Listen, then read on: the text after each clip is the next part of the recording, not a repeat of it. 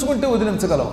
అందుకే ఇంద్రియములను జయించడానికి ముందు నీ పాదాలు గట్టిగా పట్టుకోవాలి. తల్లి, మా వల్ల కాదు, మేము వీటిని జయించలేము, జయించినా మళ్ళీ లాగుతున్నాయి మమ్మల్ని, పాత వాసనలు వదలడం లేదు, ఇంగువ కట్టిన గుడ్డని ఎంత ఉతికినా ఇంగు వాసన దానికి పోనట్టుగా మాకు ఈ పాత దురభ్యాసాలు పోవడం లేదు, ఇందులోంచి రక్షించు అని ప్రార్థించమని పెద్దలు చెప్పారు.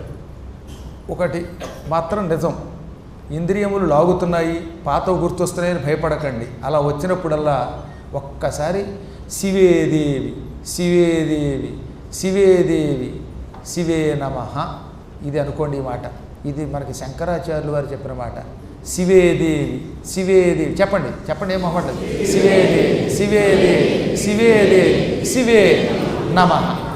ఓ శివే అంటే ఓ శివాస్వరూపిణి, మంగళస్వరూపిణి, ఓ దేవి, ఓ జగదంబ అని 3 సార్లు అని ఓ శివే నమః, నీ కొరకు నమస్కారం, నిన్ను మేము భక్తితో ప్రార్థిస్తున్నాం అని అనుకుంటే ఎప్పుడు మీ ఇంద్రియములు పాత వాసనల్లోకి లాగినా ఆ దోషం పోతుందట. తాగుడు మానినవాడు మళ్ళీ ఆ వ్యసనం కేసి వెళ్ళాలనుకున్నప్పుడు ఇది కనుక తలుచుకుంటే ఆ వ్యసనం పోతుంది. అలా ఇది ఒకటి కాదు, 1-2 చెబుతున్నాను కానీ అనేకమైన వ్యసనాలు ఉన్నాయి. అన్నీ వ్యసనములు అనడానికి లేదు. కొన్ని వాసనలు, కొన్ని కోరికలు, ఇవి మానవులని వద్దన్నా పట్టుకుంటాయి. ఈ వాసనలను జయించాలనే కోరిక ఉండి జయించలేనప్పుడు ఈ శివేదేవి శివేదేవి శివేదేవి శివే నమః, ఆఖరిది నమః. సంబోధన చేశాక నమః అనొచ్చు.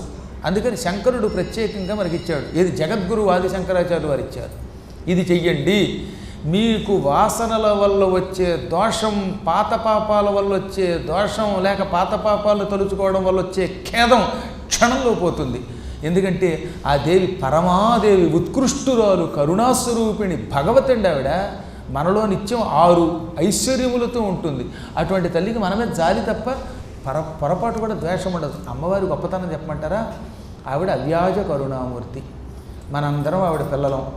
మనం వ్యాజ కరుణామూర్తులం. ఇతరులను జాలి చూడాలంటే, వాళ్ళ మీద దయ చూపించాలంటే, వాళ్ళతో మనకి స్వార్థం ఉంటేనే చూపిస్తాం. ఒక ఆయన డబ్బిస్తే వాడిని ప్రేమించగలుగుతాం, ఒకటి తిండి పెడితే వాడిని ఆశీర్వదించగలుగుతాం.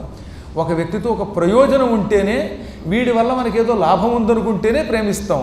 అలా లాభం ఉంటే ప్రేమించే ప్రేమని వ్యాజ కరుణ అంటారు. వ్యాజము లేకుండా అవ్యాజ కరుణ అంటే ఎవరి దగ్గర ఉంటుంది? అమ్మవారి దగ్గర ఉంటుంది. ఆవిడకి మన వల్ల ఏం ప్రయోజనం? మన వల్ల ఆవిడకేం ఆస్తి రాదు, మన వల్ల ఆవిడకేం తిండి అవసరం లేదు, మన వల్ల ఆ తల్లికేం ఆనందం అవసరం లేదు. ఏ అవసరం మన వల్ల లేకపోయినా వీళ్ళు మన పిల్లలు అనుకుని వీళ్ళని రక్షిస్తుంది. అందువల్ల అవ్యాజ కరుణామూర్తి. ఆ తల్లిని తలుచుకోవడం వల్ల లాభం ఏమిటనమాట? పోన్లే పాపం పిల్లాడు తెలియక మలమూత్రాలతో చిన్నప్పుడు ఆడుకున్నట్టుగా ఇప్పుడు ఇంద్రియాలతో ఆడుకుంటున్నాడు అనుకుంటుందిట. మనం వ్యసనాలతో ఉన్నాం కదా, ఈ వ్యసనములు మలమూత్రములు. చిన్నప్పుడు పిల్లాడు ఏం చేస్తాడు చెప్పండి? మలమూత్రాల్లో ఆడుకుంటున్నాడు. వాడి మూత్రం, వాడి మలం వాడి ఒంటికి రాసుకున్నాడు. అప్పుడు తల్లి అసహించుకుంటుందా? లేదుగా. వాడిని కడిగి ఎత్తుకుంటోంది. ఇప్పుడు మనం ఎంత పెద్దవాళ్ళమైనా ఆవిడికి చిన్నపిల్లలమే. మన ఈ దురభ్యాసాలు, మన ఇంద్రియముల యొక్క లక్షణములు ఇవన్నీ ఈ మలమూత్రాలు. ఇందులో మనం కొట్టుమిట్టాడుతున్నాం.